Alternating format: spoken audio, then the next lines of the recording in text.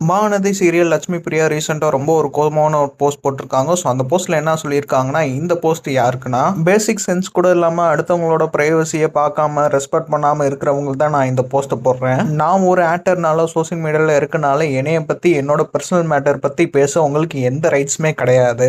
ஊருக்கா வேணும்னா உங்கள் வீட்டில் போய் எடுத்து சாப்பிடுங்க. எனக்கு யாரை பிடிக்கும், நான் யார் கூட ரிலேஷன்ஷிப்பில் இருக்கேன், நான் யாரை கல்யாணம் பண்ணிக்க போகிறேன், இது எல்லாமே என்னோட பர்சனல் மேட்டர் அண்ட் என்னோட ஃபேமிலி சம்மந்தப்பட்ட விஷயம். நான் யார் கூட ஒர்க் பண்றேனோ அந்த பர்சன் கூட கம்பேர் பண்ணி ஃபர்ஸ்ட் பேசுறதை நிப்பாட்டுங்கன்னு சொல்லிட்டு மேபி அது விஜயா தான் இருக்கும். ஸோ விஜயை தான் அவங்க மென்ஷன் பண்றாங்க.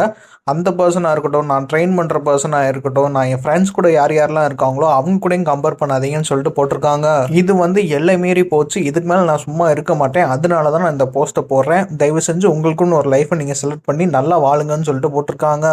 இந்த உலகத்தில் உமன்லாம் பைலட் ஓட்டுறாங்க, ஃப்ளைட் ஓட்டுறாங்க, அதே மாதிரி நாடுக்கு நாடு வெளியில் போகிறாங்க. பட் நீங்கள் வீட்டுக்குள்ளே இருந்துட்டு இந்த மாதிரி இன்னொருத்தவங்க கூட கம்பேர் பண்ணுற சிக்கான மென்டாலிட்டியில் இருக்கீங்க.